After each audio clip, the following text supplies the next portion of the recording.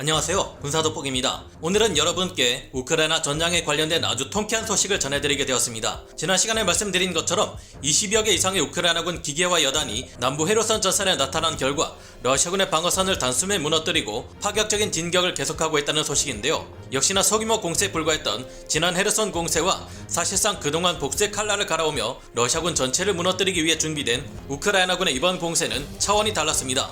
폭풍과도 같은 우크라이나군의 남부전선 공세 앞에 그동안 수많은 패전을 반복하며 이빨 빠진 호랑이로 전락한 헤르손의 러시아군 부대들은 처참할 정도로 박살나고 말았다고 하는데요. 장비가 부족해진 러시아군은 1950년대에서 60년대에나 쓰였던 2세대 전차, 아무 대전차 로켓으로 쏴도 단번에 박살이 나는 T-62 전차부대까지 동원해 어떻게든 우크라이나군의 공세를 막아보려 했다고 합니다. 하지만 그 노력이 무색하게도 단 몇 분 만에 우크라이나군의 T-72M1 전차부대 앞에 무너져버리는 처량한 모습을 보였다고 하는데요. 이제는 아예 우크라이나군의 공세에 겁을 집어먹은 나머지 도망치듯 전선을 이탈하는 사례가 속출하고 있습니다. 이로 인해 우크라이나군이 이번 전쟁의 최종 승리에 있어 쐐기를 박을 수 있을까요? 전문가는 아니지만 해당 분야의 정보를 조사 정리했습니다. 본의 아니게 틀린 부분이 있을 수 있다는 점 양해해 주시면 감사하겠습니다. 여태까지 모습을 드러내지 않고 서방에서 지원받은 전차와 장갑차 및 화력 자산들로 채워진 우크라이나군의 공세부대가 드디어 헤르손에서 대공세를 시작함으로써 남부전선 러시아군의 방어선을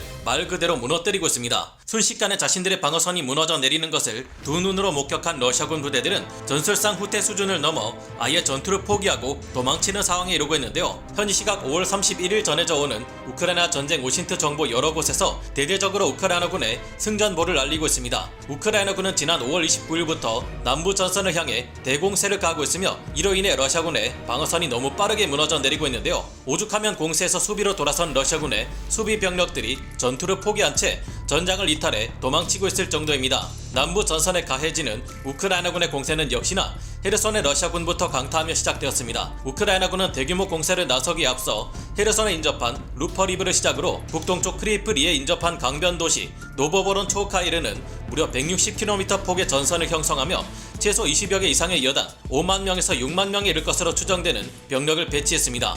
이들 중 10여 개의 여단이 서방 세계로부터 지원받은 전차 및 장갑차들로 이뤄진 쌩쌩한 신규 부대들이기에 현재 남부전선 우크라이나군의 전력은 아주 강력한 상태입니다. 우크라이나군의 이 거대한 공세를 막아야 하는 헤르손 지역의 러시아군 병력은 초라한 수준을 벗어나지 못하는 것으로 알려졌는데요. 왜냐하면 이 지역에서 공세를 시작한 지 너무 오랜 시간이 지나며 큰 손실을 입고 너무나 지쳐있는 상태이기 때문입니다. 애초에 러시아군은 헤르손 지역에 주력으로 나선 제49연합군 외에 제7근위공중강습여단, 제56근위공중강습연대, 제11분리근위공중강습여단은 물론 제34분리차량화 소총여단, 제205 분리차량화 소총여단, 제10분리특수목적여단, 제127분리정찰여단, 제126 해안방어여단 등의 부대에서 차출된 수많은 대대 전술단 병력으로 공세를 시작했습니다. 그러나 잇따른 패전을 반복하며 3월 말부터 드네프르 강을 뒤에 낀 채 불리한 전투를 지속하면서 그 규모가 현재는 7개 대대 전술단 규모로 크게 줄어든 상태입니다. 이 지역은 언패물 하나 없는 개활지이기에 더 많은 기갑 장비와 막강한 화력을 보유한 쪽이 전투에서 크게 유리할 수밖에 없는 상황인데요. 현지에서 우크라이나군의 대규모 공세부대에 맞서야 하는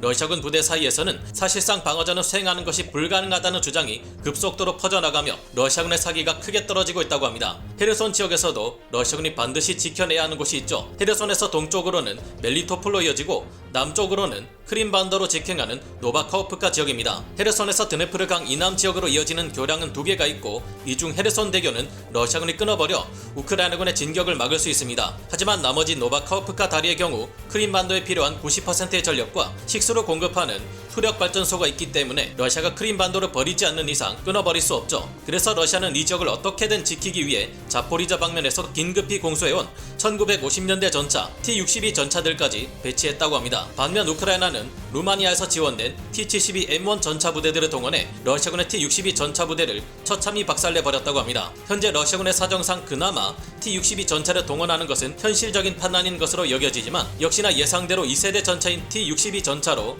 3세대 전차 개량형인 T-72M1 전차에 대적하는 것은 불가능했던 것으로 예상되어 왔습니다. 그래서일까요? 우크라이나군은 노바카호프카 북쪽에서 러시아군의 방어부대를 향해 정면으로 2개 기계와 여단을 투입해 대공세를 펼쳤는데요. 러시아군의 T-62 T-72 전차부대는 단 몇 분을 버티지 못하고 급이 따른 T-72M1 전차부대로 이뤄진 우크라이나군 공세부대 공격 앞에 무너져 내렸다고 합니다. 이처럼 상황이 급박하게 돌아가자 러시아군에서는 긴급하게 카모프 52 공격 헬기 1개 비행대를 차출해 헤르손의 방어선을 지키려 했다고 하는데요. 그러나 이 정도 전력만으로 우크라이나군의 진격을 막는 것은 불가능했다고 합니다. 남부 전선의 러시아군은 우크라이나군의 공세를 어떻게든 막아야 하는 입장입니다. 그렇지 않을 경우 젤렌스키 우크라이나 대통령의 경고대로 당장 크림반도를 잃게 될 전망이며 루안스크의 마지막 미 점령지에 남은 모든 것을 쏟아붓고 있는 러시아군 최고의 공세 부대들이 공세 역량이 다 떨어진 상태에서 우크라이나군의 포위망에 갇혀 섬멸대 위기에 처하기 때문입니다. 그래서 러시아군은 헤르손과 자포리자 및 돈바스 지역에서 강제로 징집한 병력들로 구성된 방어 병력들을 드네프르강 일대에 배치하고 강을 건너오는 우크라이나군 부대를 맞아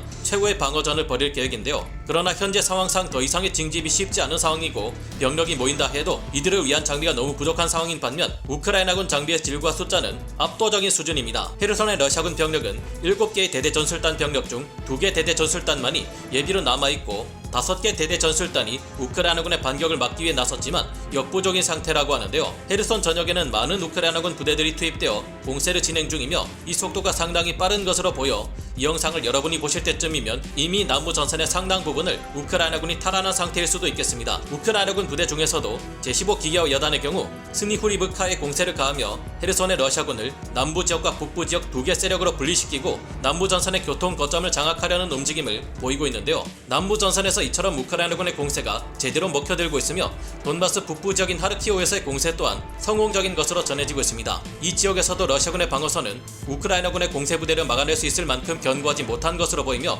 우크라이나군은 현재 이들에게 공세를 가하며 리만, 포파나야, 세베르도네츠크의 러시아군으로 이어지는 후방 보급로를 노릴 것으로 보이는데요. 다만 세베르도네츠크의 우크라이나군 상황이 그리 녹록지만은 않습니다. 현지 시각 5월 31일 세베르도네츠크 내부로 시가전을 수행하기 위해 러시아군이 진입하면서 공격자의 입장인 러시아군이 위험해지는 듯 했습니다. 하지만 동쪽에서 치고 들어온 러시아군이 세베르도네츠크의 중심부까지 침투하자 우크라이나군은 도심지를 포기하고 남쪽으로 철수했다고 하는데요. 그러나 우크라이나군은 도심지에 진입한 러시아군의 진격을 여전히 저지하고 있으며 추가 증원된 예비부대와 함께 도심지 남쪽을 중심으로 방어선을 구축하고 있습니다. 이 때문에 러시아군의 세베르도네츠크 완전 점령은 어려울 것으로 보이며 아직 공세를 유지하고는 있지만 시간이 지날수록 상황은 러시아군에게 불리하게 작용하게 될 수 있을 듯 보입니다. 예상보다 빨리 우크라이나군이 세베르도네츠크 시가전을 포기하고 물러났다는 점은 아쉬운 부분이고 우크라이나로서는 이곳이 무너질 경우 다른 공세부대들의 힘도 약화될 수 있을 것이기에 세베르도네츠크가 우크라이나군의 약점인 것만은 분명한 사실인데요.